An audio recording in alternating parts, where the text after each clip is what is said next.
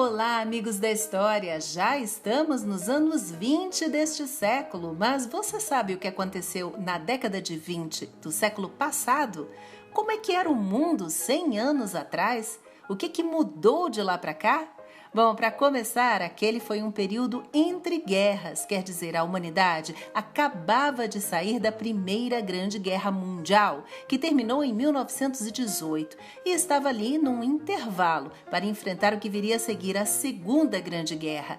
Era uma época então de trégua, de paz, de otimismo, de crescimento econômico, isso principalmente para os Estados Unidos, com as pessoas comprando muito, consumindo, parcelando essas compras, um período de progresso, de avanço tecnológico, com a produção de automóveis em escala industrial, como foi o caso do Ford T, o famoso Ford Bigode, e também o início da aviação comercial.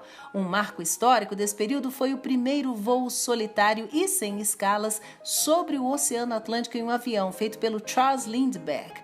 A eletricidade também já iluminava as grandes cidades com enormes arranha-céus que despontavam na paisagem. Uma beleza, né? Muita novidade ainda nas artes e nos costumes. Foi um momento em que as mulheres conquistaram vários direitos. Começaram a trabalhar fora de casa, cortaram os cabelos, encurtaram os vestidos em busca de independência. Surgia o estilo das melindrosas. Olha aí o policial conferindo o comprimento da roupa da moça, um escândalo. Os loucos anos 20 têm motivo para serem chamados assim, tá? O crime organizado também imperava nas ruas devido à lei seca, que proibia a venda de álcool. Aí começou a produção clandestina de bebidas, os bares ilegais, as gangues de criminosos e os gangsters que ganharam fama, caso do Al Capone, que fazia contrabando dessas bebidas, e do casal Bonnie e Clyde, que assaltava bancos, lojas e postos de gasolina. Os filmes mudos eram sucesso nas telas de cinema, com nomes mundialmente reconhecidos como Charles Chaplin e o seu personagem, o Carlitos, querido, Stan Laurel e Oliver Hardy, que deram vida aos divertidos O Gordo e o Magro, e o genial Buster Keaton, que fazia comédia sem nunca rir. Um dos galãs dessa época era esse aí, o Rodolfo Valentino. E em 1927, o cinema também imaginou como seria o mundo no futuro. O diretor alemão Fritz Lang lançou o filme Metrópolis, uma ficção científica que se passa no ano de 2026. Olha que incrível! Nessa cidade futurista em que as classes sociais são profundamente divididas. Os pobres moram no subterrâneo e trabalham como operários das máquinas para fornecer energia elétrica e muito conforto para os ricos, que vivem em grandes e modernos edifícios. O filme tem robô, tem carro que voa e tudo mais. Agora vamos falar de música. A década de 20 foi considerada a era do jazz, com estrelas como Louis Armstrong, cantor e instrumentista, e também a talentosa Josephine Baker, cantora, atriz, dançarina e modelo.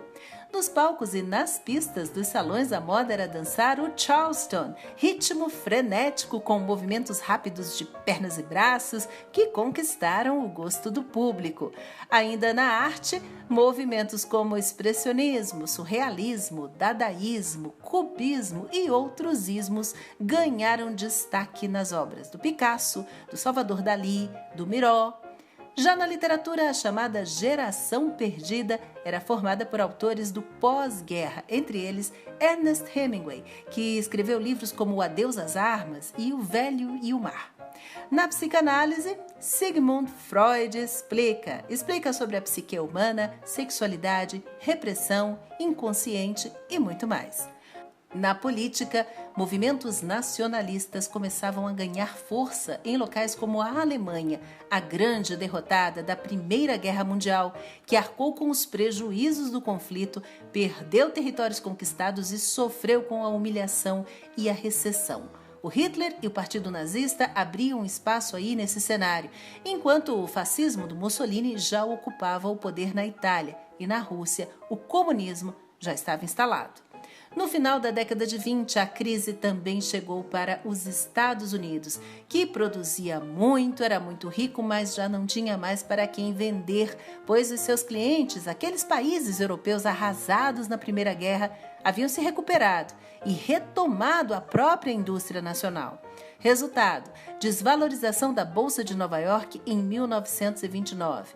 Wall Street, o centro comercial, sofreria com a queda no mercado de ações e resultaria na mais devastadora recessão do país, com a falência de empresas, o desemprego, a fome e casos de suicídio. Mas agora vamos falar da gente aqui no Brasil. Como é que foram os anos 20? Nós tivemos 3 presidentes nesse período: Epitácio Pessoa, Arthur Bernardes e Washington Luiz.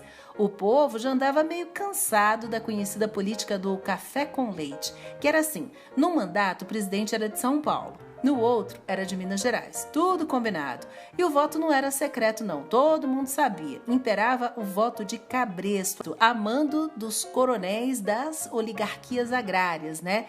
Os grandes fazendeiros, a elite da época. As classes mais baixas também queriam participar da política e aí começaram as revoltas, as rebeliões, como o movimento tenentista ali dos jovens oficiais e a coluna Prestes, que cruzou o país, e todos esses movimentos em São Paulo, com os estados do Sul também envolvidos, mas a década terminaria num golpe com a Revolução de 1930, que levaria Getúlio Vargas ao poder.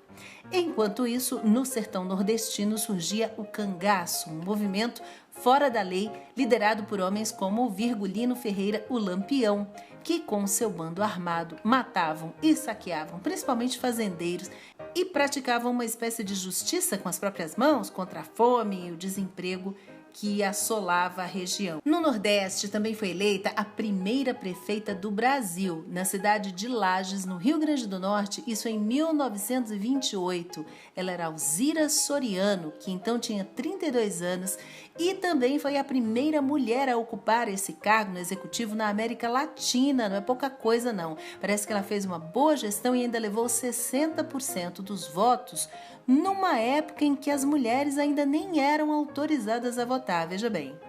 E enquanto isso, na música, compositores como Pixinguinha e Noel Rosa já começavam a despontar. O modernismo europeu influenciava os pintores daqui, os escritores e outros artistas brasileiros, participantes, por exemplo, da Semana de Arte Moderna de 1922, no Teatro Municipal de São Paulo, que trouxe aí, naquela época, as maiores novidades, a vanguarda, que reuniu gente como Oswald e Mário de Andrade, Manuel Bandeira, o maestro Villa-Lobos e a Tarsila do Amaral, defensores do movimento antropofágico, que valorizava a cultura verdadeiramente nacional brasileira e que trouxe obras como o Abaporu. O país, no entanto, já se misturava cada vez mais, uma nação com muitos povos. Em 1925, por exemplo, foi o auge da imigração japonesa para o Brasil, aqui incentivada pelo governo japonês. E como eles, também portugueses, espanhóis, italianos viriam para formar aqui a classe operária e com eles ideias como o anarquismo, o socialismo, a fundação de sindicatos e as greves.